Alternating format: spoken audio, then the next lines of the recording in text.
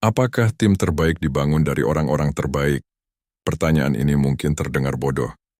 Siapa yang tidak mau punya tim penuh bintang, penuh talenta, penuh orang-orang jenius? Tapi bagaimana kalau saya bilang, keyakinan itu adalah alasan mengapa banyak pemimpin gagal membangun tim yang benar-benar hebat. Namanya Raka, 37 tahun, CEO sebuah startup teknologi yang sedang naik daun. Kalau kamu bertemu dia 5 tahun lalu, kamu akan melihat seorang pria yang tahu persis apa yang dia inginkan. Raka punya filosofi sederhana yaitu hire the best, get the best results. Rekrut yang terbaik, dapatkan hasil terbaik. Dan filosofi itu berhasil, setidaknya di awal. Raka menghabiskan waktu berbulan-bulan untuk setiap proses rekrutmen. Dia berburu lulusan terbaik dari universitas top. Dia membajak talenta dari perusahaan-perusahaan besar dengan gaji yang menggiurkan. Dia bangga ketika berhasil merekrut seorang product manager yang pernah bekerja di Google, seorang developer yang portfolionya bikin orang terkagum-kagum, seorang marketing lead yang pernah menangani kampanye viral. Kantornya penuh dengan orang-orang brilian. Setiap orang di ruangan itu punya CV yang bisa bikin siapa saja iri. Raka sering duduk di ruang meeting melihat timnya dan merasa bangga. Ini dia. Ini tim impian. Ini resep kesuksesan. Proyeknya mulai berdatangan. Investor mulai melirik. Media mulai menulis tentang perusahaannya. Raka merasa dia sudah menemukan formula ajaib yaitu kumpulkan orang-orang terpintar dan biarkan keajaiban terjadi. Tapi keajaiban itu tidak pernah datang. Proyek pertama yang besar mulai meleset dari deadline. Raka tidak terlalu khawatir. Ini hal biasa pikirnya. Tapi kemudian proyek kedua juga meleset. Lalu yang ketiga, meeting-meeting mulai terasa tegang. Ada sesuatu yang salah, tapi Raka tidak bisa mengetahuinya. Dia punya tim penuh talenta, tapi kenapa rasanya seperti menarik gerbong yang macet? Developernya jenius, tapi dia bekerja sendirian. Tidak mau berbagi kode dengan yang lain karena takut idenya dicuri. Product manajernya brilian, tapi dia membuat keputusan tanpa melibatkan tim. Karena dia merasa lebih tahu. Marketing lead-nya kreatif, tapi dia sering bentrok dengan product manager. Karena merasa visinya tidak dihargai. Meeting bukan lagi tempat untuk berkolaborasi. Meeting menjadi arena pertarungan ego. Siapa yang paling pintar? Siapa yang paling benar? Siapa yang paling berharga? Raka mulai frustrasi. Dia sudah merekrut orang-orang terbaik.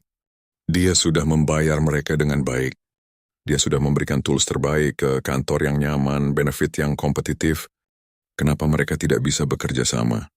Dia mencoba berbagai cara. Dia membuat struktur organisasi baru. Dia mengadakan team building. Dia bahkan membawa motivator untuk memberikan seminar. Tidak ada yang berubah.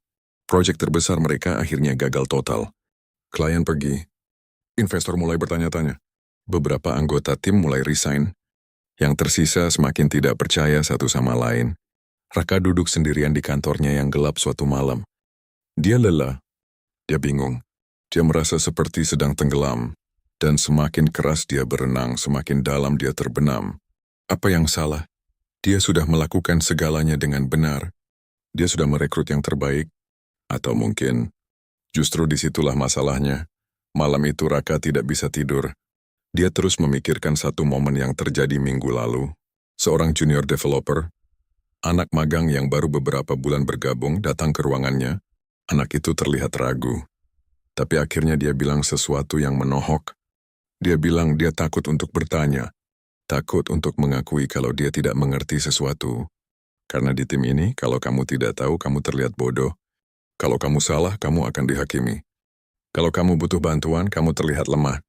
Anak itu bilang dia lebih nyaman bekerja di startup sebelumnya yang lebih kecil.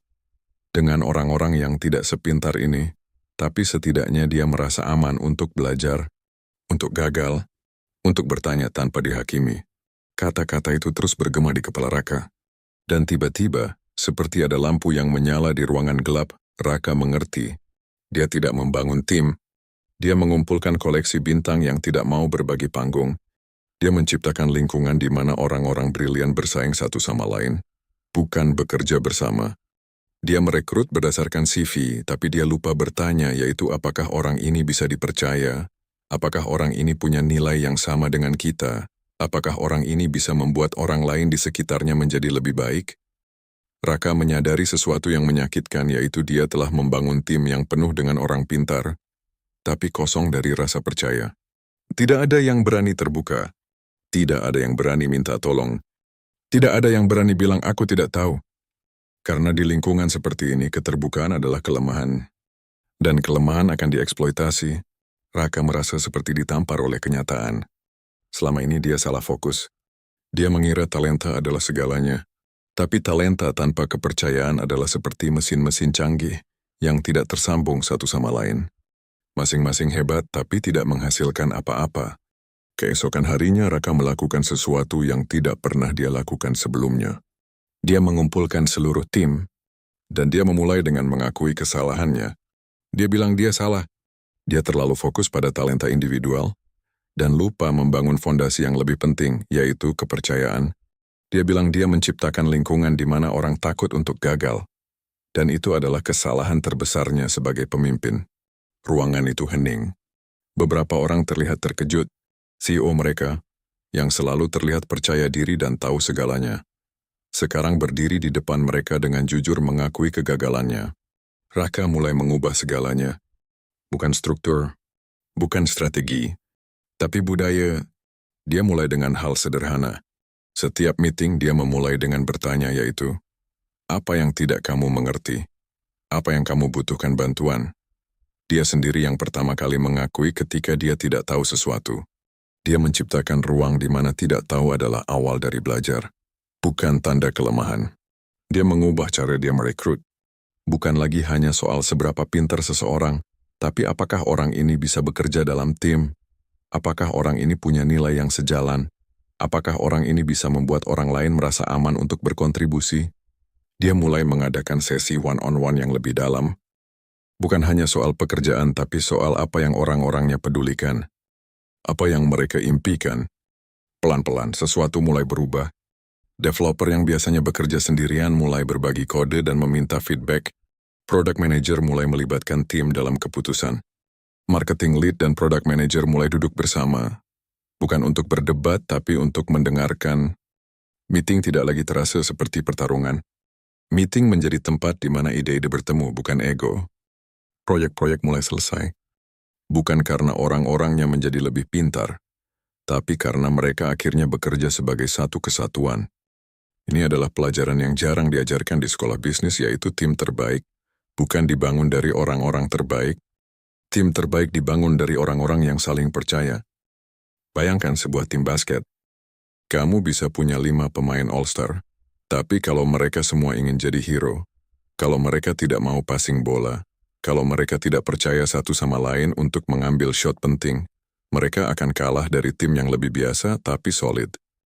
Kepercayaan adalah fondasi. Psychological safety adalah oksigen yang membuat tim bisa bernafas. Ketika orang merasa aman untuk gagal, mereka berani mencoba hal baru. Ketika orang merasa aman untuk bertanya, mereka belajar lebih cepat. Ketika orang merasa aman untuk berbeda pendapat, ide-ide terbaik muncul. Talenta itu penting. Tapi talenta tanpa kepercayaan adalah seperti mobil sport tanpa bensin. Kelihatan bagus tapi tidak akan kemana-mana. Yang membuat tim hebat bukan seberapa pintar setiap orangnya.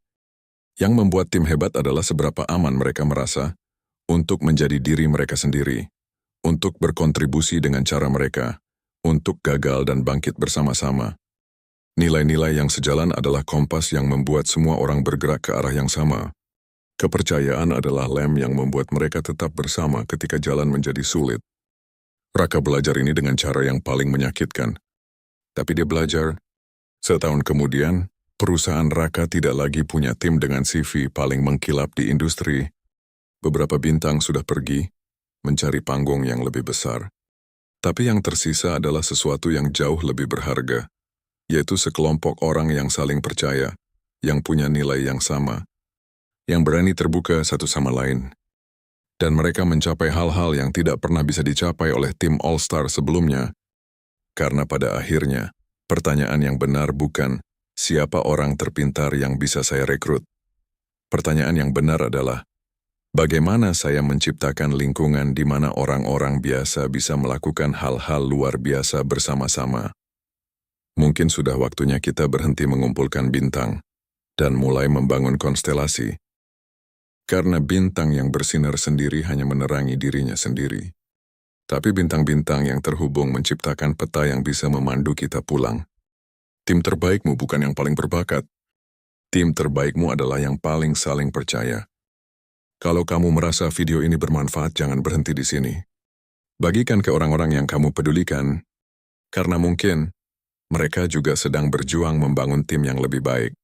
Subscribe channel ini untuk konten inspiratif lainnya. Dan tuliskan di kolom komentar insight apa yang paling kamu dapatkan hari ini.